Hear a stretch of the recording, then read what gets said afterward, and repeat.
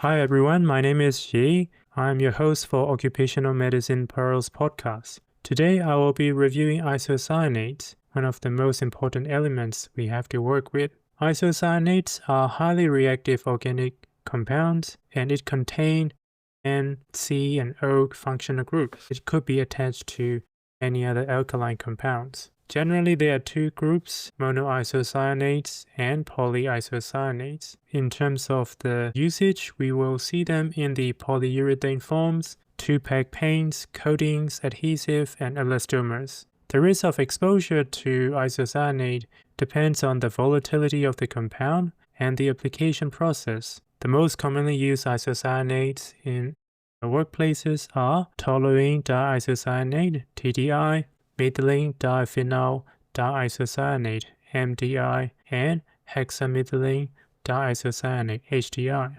The most volatile of the isocyanates are usually the one with low molecular weight, which makes sense. So compounds like HDI and TDI used in the spray paintings and polyurethane foam manufacturing are the most troublesome.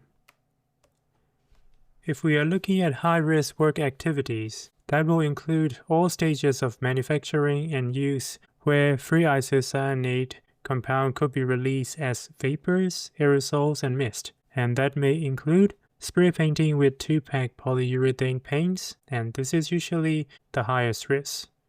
Manufacturing and use of polyurethane foams, both rigid and flexible, hard wearing coating for the furnituring and floors, in the production of sporting goods such as surfboards and skis, and spraying on the polyurethane truck bed liners. It may also increase risk with heat decomposition of polyurethane, welding, hot wire cutting of foam, and heat removal of electrical insulating varnishes. And the last occupation we need to consider is in the foundry operations, in particular core making, where resins are used to bind the sand and it may contain isocyanates. They have very little exposure from non-occupational environment. However, increasing prevalence of isocyanates in some of the consumer products increase the risk of exposure from there as well. However, there is very little research into the impact of that.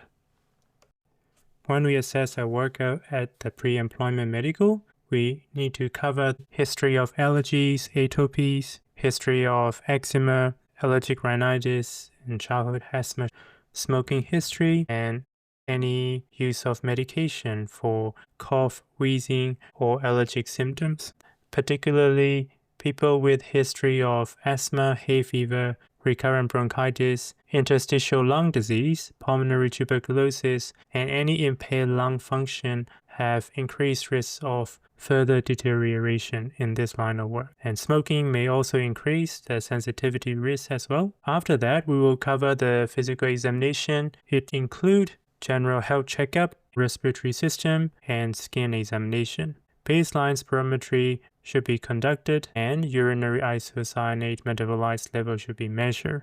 Once a worker has started working, they require further testing after 6 weeks of starting and then 6 monthly measurements. If no adverse effects were detected after 12 months, they may move to annual monitoring depending on the level of exposure at work and the overall health of the worker. During each episode of medical examination, the standardized respiratory questionnaire, physical examination, and spirometry should be covered. To understand the risk of isocyanate, we need to know general metabolism and its nature. Once we inhale or if they enter through our skin, isocyanates are metabolized and excreted in the urine as the corresponding diamines and conjugates. That process itself is alright. However, these chemicals are electrophiles and they react readily with the nucleophiles such as water, alcohol, and amines. During that process, they produce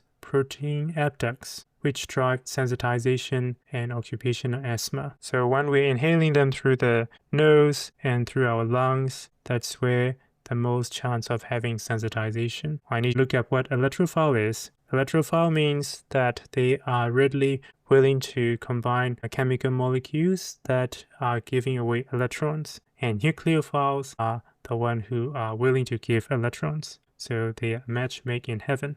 When we are looking at the diamine products, the half-life is important. So once isocyanate enters into our body, the half-life is usually short, 2 to 4 hours. If we collect a urine sample, that would only reflect recent exposure, even today's exposure. So we need to measure and collect the urine sample immediately post-shift. If the exposure is sporadic, it has to be collected after the exposure event. With the biological standard is 1 micromole per mole creatinine. The workplace exposure standard for 8 hours is 0.02 milligram per cubic meter, and the short-term safety limit is 0.07 milligram per cubic meter. The difficulty is that they are measuring overall NCO group rather than individual isocyanates. If the air monitoring approaches more than 50% of the TWA, place should consider the health monitoring or surveillance. After these processes, we will look at the health effects, which would include acute and chronic effects. As stated before, the effects of isocyanate are dependent on molecular weight and their volatility. The low molecular weight one, which are more volatile, such as HDI and TDI, are more dangerous, and they are generated during the spray painting. MDIs and polyisocyanates are less volatile. However, because of this heavier, they can stay on the skin longer, so they still have significant skin exposure risk. With the target organs, we need to think about respiratory system, skin, eyes, and central nervous system. HDI and TDI and other volatile isocyanates are acute irritants of the eye, mucous membrane, respiratory tract, and skin, so it can cause severe chemical conjunctivitis if there is very little eye protection. So it will start with irritation to nose and throat, and headache may occur after inhalation. With the high level of exposure, there may be shortness of breath, bronchospasm, nausea, vomiting, chemical pneumonitis, and pulmonary edema ensues. A condition we need to be on top of that is called reactive airway dysfunction syndrome, RADS. It is an onset asthma-like syndrome that begins within hours following a single exposure to inhaled irritants at a very high concentration, and the worker may have symptoms for months and longer. There is evidence that RADS can be seen as one end of the spectrum of irritant effects on the airways. It may be necessary to distinguish this syndrome from occupational asthma. Acute dermatitis may result from massive skin contamination as well. However, oral toxicity from isocyanates appear to be low, but it doesn't mean people should be drinking the paint. When we look at chronic effects are also similar to acute effects in that it may cause contact dermatitis, immune sensitization, asthma, and less commonly, hypersensitivity pneumonitis. The estimated prevalence of work-related asthma in isocyanate-exposed workforce has been reported in the range of 5 to 10%. There is no evidence that pre-existing atopy influence susceptibility, but smoking may be a risk factor. Important point here is that when a worker is exposed to isocyanate, they may not develop sensitization right away. It may take from several weeks to up to 10 years in about 20% of cases. So that's where the education is important to explain that. The higher the dose of exposure is, the more likelihood of sensitization. Once sensitization has occurred, subsequent exposure to airborne concentration well below the safe limit, you can say, can even trigger symptoms and can cause symptoms like chest tightness, wheezing, and shortness of breath. Some workers may become extremely sensitive to isocyanate, and there is high likelihood of chronic work-related asthma. Therefore, we need to put high priority on primary prevention of sensitization. A rare occurrence of chronic isocyanate exposure is hypersensitivity pneumonitis. It is a nasty condition where a granulomatous inflammatory reaction is seen in the terminal airways, alveoli, and surrounding interstitiums. Symptoms may include dyspnea, malaise, and fever, and it may happen several hours after working with isocyanates. Spirometry may show a restricted pattern if it is developed enough, and chest X-ray may show reticular or nodular lung pattern. The condition like hypersensitive pneumonitis may appear after several hours after the exposure. Therefore, correlation of symptoms with the workplace exposure need to be meticulously recorded to understand the timeline of the symptoms. Other less commonly found problems from chronic exposure is liver and kidney dysfunction, chronic headaches, and dizziness. We need to look at carcinogenicity. Isocyanates are regarded as category 2 carcinogens, so they are suspected, and there may be some evidence of causing cancer in animals, but very limited in humans. Isocyanates are one of the chemical hazards that I will include controls in the podcast episode.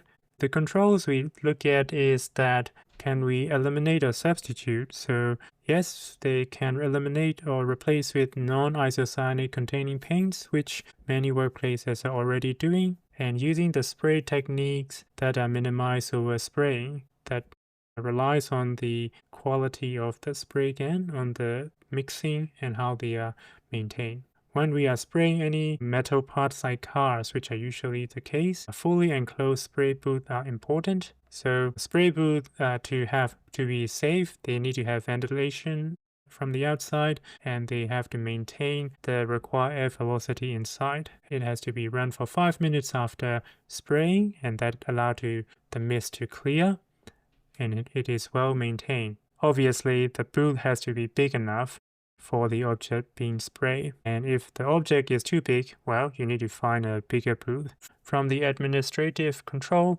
there should be frequency and scheduling of the spraying and the training of the workers, the protocols to make sure the mist is not building up in the spray booth.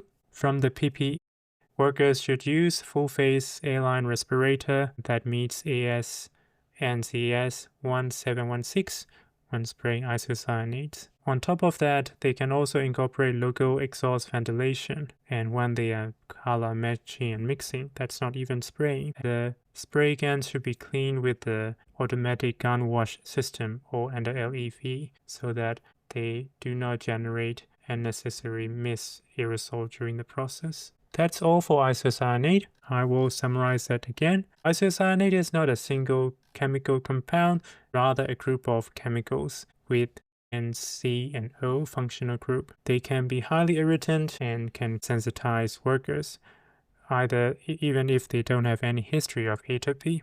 If we are working with the isocyanates for the workers, with a maximum of annual health checkups, and that may include physical examination, spirometry, and urinary isocyanate amines checkup. With the health effects, we are looking at asthma, hypersensitivity pneumonitis, and reactive airway dysfunction syndrome. There may also be dermatitis and the chronic allergic rhinitis. That's all for isocyanate today. If you find that this episode useful, please share with your colleagues and co-workers, and hopefully they find this episode useful as well. I'm Yi, and I will see you next time.